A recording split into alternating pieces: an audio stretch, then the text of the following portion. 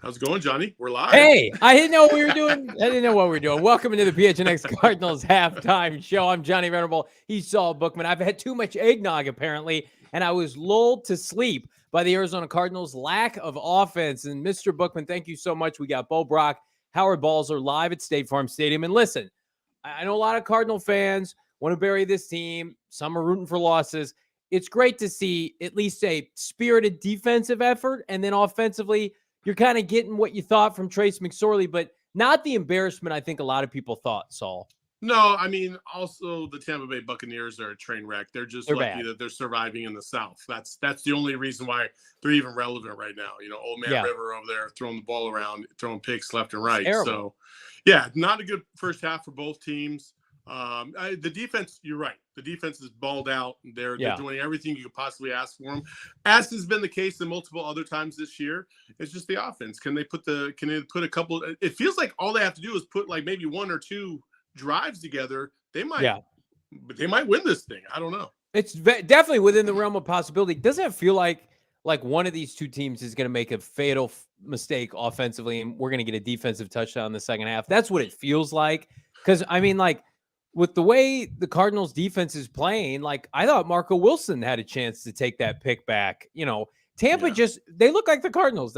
They've got a quarterback that's a liability right now, an offensive line that's not great, and then like all their skill players look slow. So this is very doable for the Arizona Cardinals. I don't think they will get it done, but it's doable. Yeah, I think the offensive line is the biggest problem there for Tampa. They're just letting dudes run roughshod at Brady.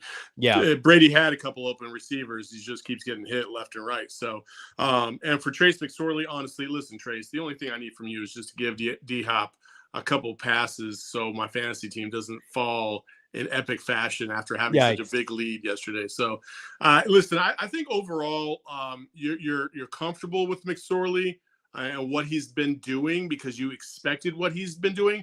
He's no Chris Drevler. I think he's better than that. I think maybe in the second half, maybe he'll put a little bit of a better showing together and you know, get his receivers involved more than just Greg Dortch. Yeah, and here's the test. And I know that Colt McCoy left the third quarter last week against Denver. The Denver team, by the way, that got mollywopped today by LA. The Cardinals just lost to. But the second half adjustments by Nathaniel Hackett schooled Kliff Kingsbury last week. The Cardinals could not stop the run. What will the second half adjustments this week for Kliff and Vance look like? Because Tampa had some success running the football. The Cardinals, James Conner, 5 for 27. Do they get back to running the ball 5.4 yards per carry? This is where Kliff typically struggles, is the second half of games, superior coaches. You know, I'm not the biggest Byron Leftwich fan right now, but Todd Bowles, to me, is calling a great game. I think they'll bring pressure. Trace has not been accurate at all. So they're going to say, okay, we're going to put our corners on an island and make him beat us one-on-one off the edge. But, I mean, it'll be interesting to see. This is just – the Cardinals have one home win, Saul, in 14 months. It would be crazy to think on Christmas Day with their third-string quarterback against Tom Brady that this would be number 2. It just blows my mind. Yeah, I mean, I hope they can pull it out.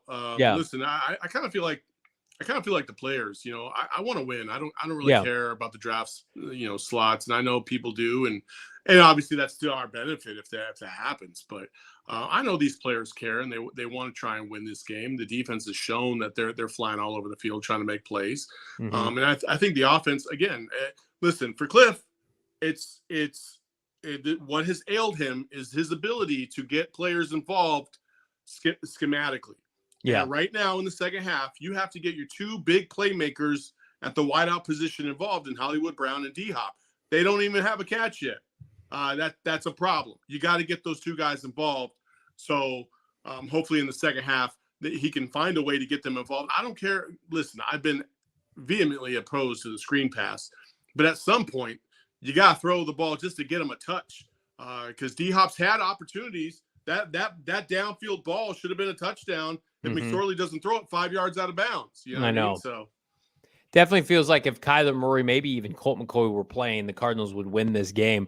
And again, I know a lot of people are rooting for losses. I'm not going to tell you what you should and shouldn't root for. And I know a lot of people, it's kind of that caveat. Like, if Kliff wins, is he safe? I'm not ready to go that far with an offense that hasn't scored an offensive touchdown in this game yet. But I thought it was interesting, Saul. I'm not sure if you saw on the broadcast, Quentin Harris, Adrian Wilson sitting with Michael Bidwell, the team president and owner. That is what it is. People are making that out to be bigger than I think it is. But it definitely makes me feel like, that everything's on the table for this franchise, and that's how it should be. And, you could argue this game doesn't mean much in the grand scheme of things. I would beg to differ for guys like Greg Dortch, 5 for 64, Myjai Sanders, Cameron Thomas, both playing well. I think if you're looking for a grain of salt, or a silver lining toward the end of the year, I would say the young players for this team, number one, they're finally getting to play. It's been egregious that Rondale Moore has been playing over Greg Dortch with his production. Just the young players are stepping up for the Cardinals tonight. And that's what you want, because these are the guys, no matter who's coaching the team next year, that's going to be part of this unit. Yeah, it was egregious that Greg Dortch didn't touch the field at all in the first handful of games. Like, it's still, every time I see him on the field, I'm like, why? Right. Why? Like, and it doesn't have to be at the sacrifice of Rondale Moore, but, again, I just keep going back to the whole Kliff Kingsbury's this offensive genius. Well, then fucking figure out a way to get this guy involved in your damn offense.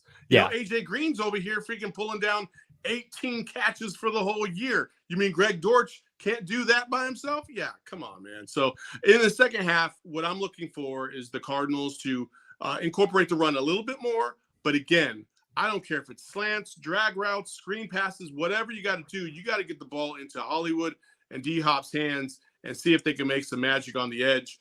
In addition to hopefully that opening up everything else in the middle, and then maybe get your boy Trey McBride involved. That's what I want to see in the second half. But right now, it's a little too predictable from what Trace is doing. Yeah, and I think, to my guy Patel's comments here, is like, what the fuck is McSorely doing? He's being a third-string borderline, NFL player, on Christmas Day on national TV. This is what it's supposed to look like. If he came out guns a-blazing, I would have thought, something was seriously wrong. They don't have Brock Purdy with Kyle Shanahan. This is not what this is. Kurt Warner ain't walking through that door as a third string. That's right. I'll tell you that right now. So I got to get your take. So it was announced on the broadcast, Kyler Murray's going to have surgery coming up here for his torn ACL by the Dallas Cowboys doctors, which puts him on a return timeline, hopefully to begin October, which, depending on when the season starts, the bye, that would only be a couple of games he would potentially miss. Your initial thoughts on that? I think that's great news. Again, I think you ACLs are a little finicky. But with his particular situation, it looks like it was kind of a clean tear of just that one ligament and no other damage around it, which is even better, because typically if you have ACL damage, it probably comes with like meniscus damage of some sort. And they might find a little bit after they open him up and take a look. But from the sounds of it, it looks like he's going to be okay. 6 to 9 months is the timetable. So you hope that he can get back on the field and start. He's going to start working out here in about 2-3 months at minimum, right? Yeah. March. I'm not talking about full speed, full recovery. I'm not talking about that, but he'll be able to sprint. He'll be able to get back on the field. He'll be able to go through some light workouts, and then it'll get tougher and tougher as they move on. And by the time September comes, it's going to feel like he's ready to go, but they're going to be cautious. They're going to make sure that he's truly good to go. And on top of that, you don't even know what the coaching situation is going to be. So, with that involved, I don't know if that's going to be good or bad, but we'll find out. We will find out. Thank you guys so much for these comments here. And I think, a lot of us are just kind of holding our breath to see what happens. Black Monday, NFL coaches, lose their jobs. GMs lose their jobs. That's 2 weeks from tomorrow. It's crazy to think about.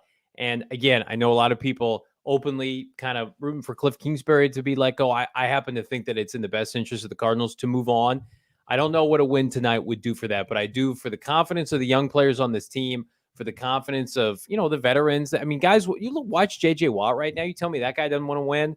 I mean, it's something to behold for against the Tampa team right now that's leaning, albeit at 6-8, the NFC South. Saul Bookman and he's pulling double duty. He's with us, and then he's on Suns later tonight post-game. We're going to be live for the Arizona Cardinal PHNX Cardinal post-game show immediately following Bucs at Cardinals. Thank you, Saul. Thank you guys for tuning in. We'll be back in a bit.